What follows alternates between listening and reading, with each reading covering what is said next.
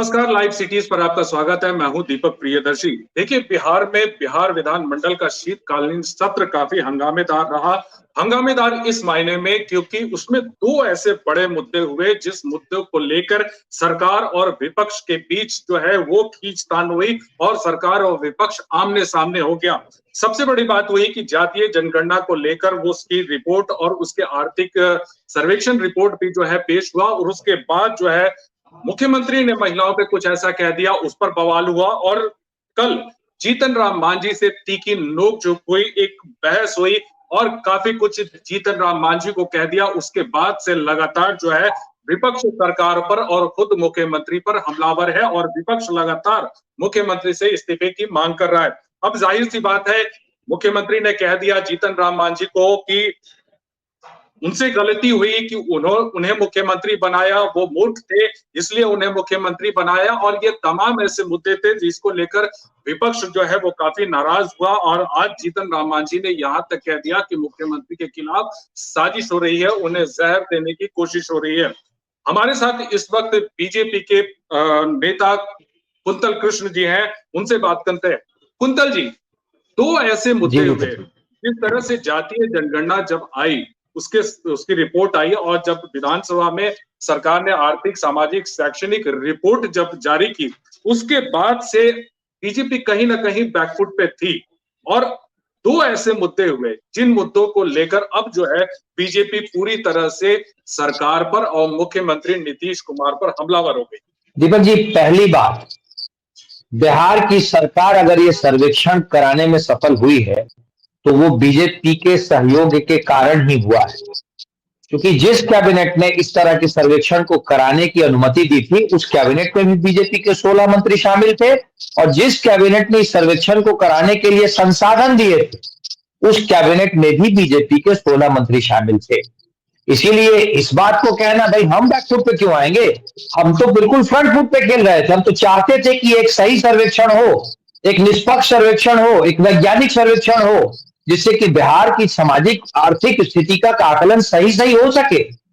अब दूसरी बात, हमारी परेशानी क्या, इस सर्वेक्षण को लेकर के हमारी दिक्कत यह है कि यह सर्वेक्षण सही नहीं है, यह सर्वेक्षण त्रुटिपूर्ण है और ये तथ्य के साथ हम कह रहे हैं सरकार को हमारी बात सुननी पड़ेगी क्योंकि सरकार अनंत नहीं होती है। माननीय मुख्यमंत्री को अब इसी से बात निकली विधानमंडल के सत्र के दरमियान, जब जीतन राम मांझी जी ने यही बात कह दी तो माननीय मुख्यमंत्री जी आग बबूले हो गए। माननीय मुख्यमंत्री जी और माननीय मुख्यमंत्री का राजनीतिक दल राजनीतिक ब्रह्मा नहीं है तो उन्होंने जो कह दिया वो काट सच हो जाए। उनका सर्वेक्षण बता रहा है कि जीतन राम मांझी जी जिस समाज के जिस वर्ग से आते हैं उस वर्ग में 50% लोग गरीबी की रेखा से ऊपर है, जो वास्तविकता नहीं है। बिहार का हर व्यक्ति जानता है कि मुसहर जाति कितनी ज्यादा मुश्किल में जीती है और आपका सर्वेक्षण उसे 50% से ज्यादा मुसहरों को गरीबी रेखा से ऊपर बता दे रहा है। इस पे अगर अपने समाज की तरफ से जीतन राम मांझी ने कुछ बात कही, जीतन राम मांझी एक ऐसे व्यक्ति हैं जो पिछले 43 साल से सदन में है, 43 ईयर्स, 1980 में पहली बार सदन में हो गए थे।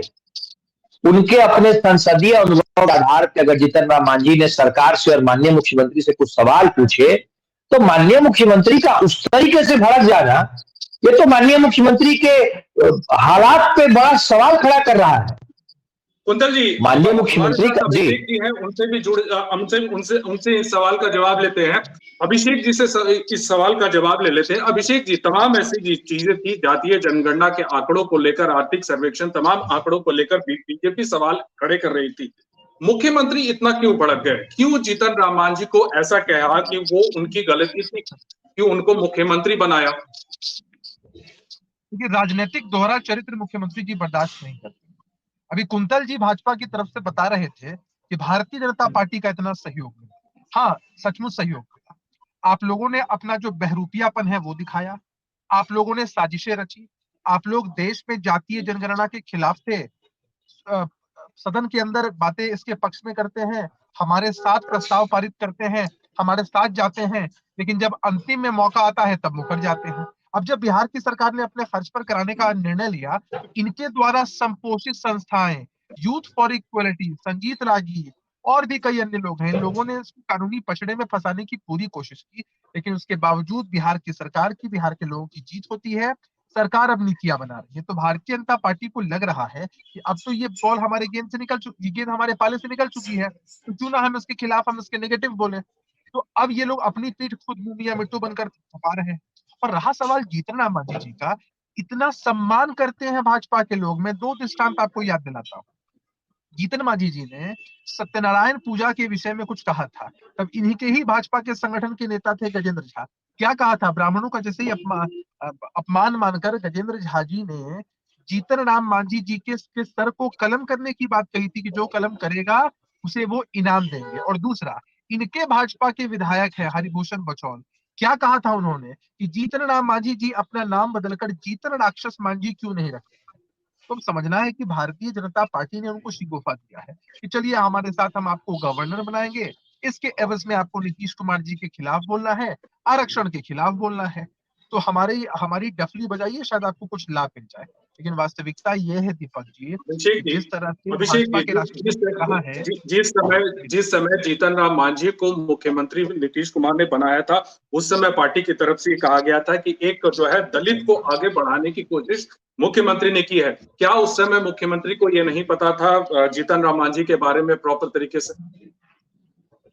देखिए, मुख्यमंत्री जी हर किसी को काम करने का मौका देते हैं, आगे भी बढ़ाते हैं, लेकिन अब किनके मन के अंदर क्या है ये तो कोई नहीं जानता है।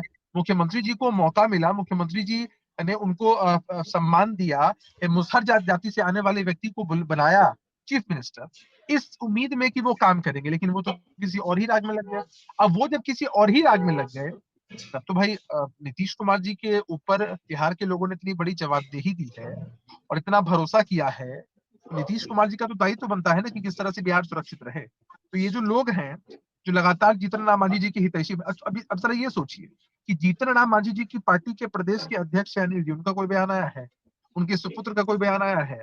भारतीय जनता पार्टी के लोग बिना फीस के वकील बनकर उनको बैकअप दे रहे हैं। यही दर्शाता है कि उनकी डील हुई है भारतीय जनता पार्टी के लोगों के साथ, जिसके खिलाफ न सिर्फ जीतन राम मांझी जी की पार्टी है बल्कि उनका परिवार भी।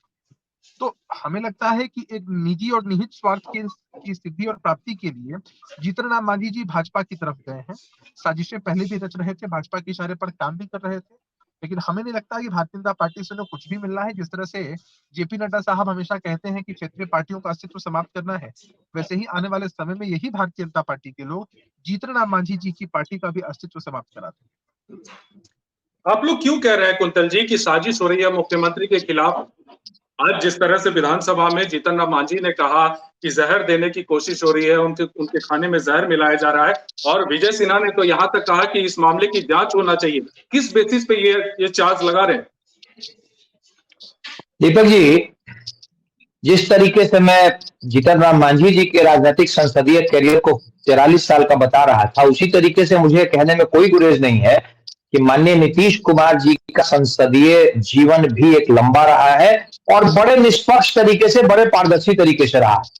इस बात को भी कहने में मुझे गुरेज नहीं है कि बिहार में जो लोग राजनीति करते हैं इस दौर में, उसमें से एक नैतिकता भरा चेहरा रहा है अभी तक, एक मोरल वाला चेहरा, और ये सारी चीजें रही हैं और on and off Nitish Kumar ji की। लेकिन पिछले कुछ दिनों से नीतीश कुमार जी का जो बिहेवियर हो गया है, जिस तरीके से वो रिएक्ट कर रहे हैं अपने संसदीय जीवन में भी, वो देख के मुझे लग रहा है कि उनकी तबीयत खराब है, उनकी मानसिक स्थिति में कुछ गड़बड़ है, या इस बात का पूरा अंदेशा है कि उनके खाने में या उनके आसपास रहने वाले लोग कुछ इस तरीके का कर रहे हैं जिससे नीतीश कुमार जी असामान्य हो गए हैं। एक छोटी सी बात है, विधानसभा के सत्र में कोई व्यक्ति अगर विरोध कर रहा है आपकी किसी बात का, वो भी एक अति वरिष्ठ व्यक्ति, शायद जीतन राम मांझी से ज्यादा वरिष्ठ विधायक तो आज के दिन में बिहार विधानमंडल में कोई नहीं है, पूर्व मुख्यमंत्री भी है। भाई किस तरीके से बने किस तरीके से नहीं बने ये बात अलग है, लेकिन जब वो पूर्व मुख्यमंत्री हो गए, मुख्यमंत्री की कुर्सी पर बैठ गए, तो उस कुर्सी की इज्जत होती है। एक पूर्व मुख्यमंत्री आपसे कुछ सवाल कर रहा है और नीतीश कुमार जी जैसा व्यक्ति जो कि अपने संसदीय चरित्र के लिए जाना जाता था, वो जिस तरीके से रिएक्ट कर रहे हैं, जिस तरीके से भड़क रहे हैं, जिन शब्दों का इस्तेमाल कर रहे हैं, उसके पहले एक दिन पहले जनसंख्या विस्फोट पे बात करते वक्त मुख्यमंत्री जी जिस तरीके से बात कर रहे थे, सम्राट चौधरी जी ने विधान परिषद में उठ के उन्हें टोका कि सर प्लीज अब रहने दिया जाए। उस पर मुख्यमंत्री जी का जवाब आ रहा कि नहीं नहीं रुकिए, मुझे और बताने दीजिए और बताने दीजिए।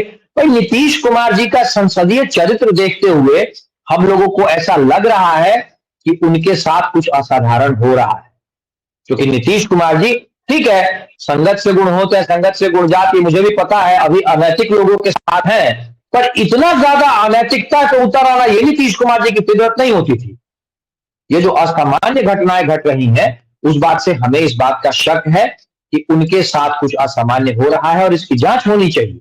उनके खाने में कुछ मिलाया जा रहा है, उन्हें कुछ गलत दवा दी जा रही है। कुंतल जी, क्या मुख्यमंत्री इससे तो नहीं पड़ा गया है कि जिस तरह से जातीय जनगणना को लेकर और उसके आंकड़े जो आए और आर्थिक सामाजिक सर्वेक्षण की जो रिपोर्ट आई, इसी रिपोर्ट के आधार पे नीतीश कुमार और उनकी पार्टी और महागठबंधन माइलेज लेने की कोशिश में ही, या फिर माइलेज ऑलरेडी ले रहे थे और कहीं ना कहीं आप लोगों ने उस पर सवाल खड़े कर दिए, बीजेपी की तरफ से, पूरे एनडीए की तरफ से सवाल खड़े कर दिए गए उस पर? दीपक जी, ये तो राजनीतिक प्रक्रिया का एक बहुत ही सामान्य सा पार्ट होता है। सरकार अपनी बात को सही कहती है और विपक्ष के पास अगर कुछ तथ्य होते हैं, कुछ प्रूफ होते हैं कि वो गलत है, तो विपक्ष पुरजोर विरोध करती है। और नीतीश कुमार जी ने तो मुझे लगता है अपने संसदीय जीवन में हजारों बार इस तरह का सिचुएशन देखा होगा, कोई पहली बार तो हुआ नहीं होगा। वो जिस प्रक्रिया की बात कर रहे थे उस प्रक्रिया पे सिर्फ उस दिन सवाल तो नहीं खड़े किए गए थे, इस प्रक्रिया पे सवाल तो हम लोग लगातार खड़े कर रहे हैं और वो भी प्रूफ के साथ। भाई मैं बैठा हूं, मैं अपना आपको नंबर देता हूं, आधार नंबर भेजता हूं आपको और आप चेक करें। उस आधार के साथ मैं आपको अपनी जाति भेजता हूं, अपना एड्रेस भेजता हूं, चेक करें मेरा नाम कहां लिखा हुआ है, मेरे साथ ही हुआ है। तो ये तो कोई नई बात नहीं थी। और जितेंद्र राम मांझी जी, अब आप खुद बताएं, आपका बिहार से पुरजोर ताल्लुक है, मुसहर समाज, किसी भी सर्वेक्षण में यह बात आ जाए कि मुसहर समाज में 50% लोग गरीबी रेखा से ऊपर हैं, तो बिहार की सामाजिक स्थिति को समझने वाला कोई व्यक्ति इस बात को कैसे मान सकता है? कैसे मान सकता है? मुसहर समाज की आर्थिक और सामाजिक दशा से बिहार का हर एक व्यक्ति परिचित है। और जब नीतीश कुमार जी का सर्वेक्षण 50% मुसहरों को गरीबी रेखा से ऊपर बता रहा है, तो किसी का भी इस पे सवाल उठाना लाजमी होगा। नीतीश कुमार जी ने तो ऐसी सिचुएशंस बहुत बार देखे होंगे, पर पिछले कुछ दिनों से जिस तरीके से वो भड़क जा रहे हैं। अच्छा, अपने सार्वजनिक जीवन में नीतीश जी, एक सवाल आपसे और है कि जिस तरह से आज चार्ज फ्रेम किए गए कि मुख्यमंत्री के खाने में जहर मिलाया जा रहा है और उनकी जगह पे तेजस्वी को सीएम बनाने की कोशिश हो रही है, ये सीधे सीधे आप लोगों ने चार्ज फ्रेम किया है लालू यादव पर। सिर्फ लालू यादव पे नहीं, मुख्यमंत्री के उन करीबी लोगों की भी जांच होनी चाहिए जो तथाकथित करीबी हैं। हम लोगों को तो लग रहा है कि मुख्यमंत्री जी के तथाकथित कुछ करीबी ही उनके खिलाफ साजिश रच रहे हैं। कोई करीबी व्यक्ति ही है जो इस तरह की असामान्य घटना कर सकता है या करवा सकता है, क्योंकि मुख्यमंत्री जी की अभी तो मानसिक हालत ठीक नहीं है। अभी उनकी मानसिक हालत ठीक बिल्कुल नहीं लग रही है, उन्हें शायद इलाज की भी जरूरत है, उन्हें इलाज से भी महरूम रखा जा रहा है। माननीय मुख्यमंत्री कौन है वो? कौन है कुंतल जी? उनके करीबी लोग हो सकता है, उनके दल में भी तो उनके बहुत सारे करीबी लोग हैं। इसीलिए तो हम लोग कह रहे हैं कि इस बात की उच्च स्तरीय जांच कराई जाए, क्योंकि बिहार के मुख्यमंत्री का मसला है। वो लोग भी हो सकते हैं जिनका सबसे ज्यादा करीबी लोग तो मुख्यमंत्री जी के अपने दल में भी है। अचानक से इस तरह की घटनाओं का होना यह बहुत असामान्य बात है, बहुत ज्यादा असामान्य बात है। मुख्यमंत्री जी को इलाज की जरूरत है, उन्हें इलाज नहीं मिल रहा है। जिस तरीके से उनका बिहेवियर दिन ब दिन हुए जा रहा है, ये तो साइंटिफिकली प्रूव्ड फैक्ट्स है। ये सारी चीजें साइंटिफिकली प्रूव्ड है कि कुछ केमिकल्स ऐसे होते हैं जिनका असर धीरे धीरे इंसान पे होता है, जो इंसान को हर तरीके से शून्य कर देता है। कुंतल जी, एक आखिरी सवाल, आप लोगों ने जांच की मांग की है, तो जांच किससे कर रहे हैं? सरकार के ऊपर ही चार्ज फ्रेम कर रहे हैं, तो जांच की मांग किससे है? दीपक जी, सरकार और व्यक्ति अलग अलग होते हैं। सरकार पे हमारी मांग है कि मुख्यमंत्री का जो असामान्य बिहेवियर हो रहा है उसकी जांच करवाई जाए। सरकार में सिर्फ मुख्यमंत्री शामिल नहीं होते हैं, सरकार बहुत बड़ा इंस्टीट्यूशन है और ये बिहार की सरकार का सवाल है। जी, किस एजेंसी से जांच की मांग कर रहे हैं? किस एजेंसी से जांच की मांग है? किससे जांच की मांग कर रहे हैं? बिहार सरकार अपने स्तर से उच्च स्तरीय जांच करवाए, चाहे वो हाईकोर्ट के जज से करवाए या अपनी किसी एजेंसी से करवाए, क्योंकि ये मुख्यमंत्री के असामान्य होने का सवाल है। और अगर बिहार सरकार नहीं करवा सकती है तो हम लोगों को बताए, हम लोग अपने स्तर से जांच करवाएंगे। और वैसे भी हम लोग तो लगे ही हुए हैं, क्योंकि बिहार के मुख्यमंत्री का सवाल है। बिहार के मुख्यमंत्री का जिस तरीके से असामान्य बिहेवियर हुए जा रहा है, जिस तरीके से असामान्य हुए जा रहे हैं, वो पूरे बिहार के लिए खतरा है। इसीलिए मुख्यमंत्री को सुरक्षित रखना बिहार के हर व्यक्ति की अपनी नैतिक जिम्मेदारी है, और सरकार में शामिल लोगों की तो ज्यादा ही। ठीक है कुंतल जी, जाहिर सी बात है कि दो बड़े राजनीतिक आरोप लगे हैं और जाहिर से और आने वाले दिनों में इन आरोपों का किस तरह से जेडीयू, आरजेडी और सरकार जवाब देगी, ये देखना होगा। इस चर्चा में आपने भाग ली कुंतल जी, आपका बहुत बहुत धन्यवाद।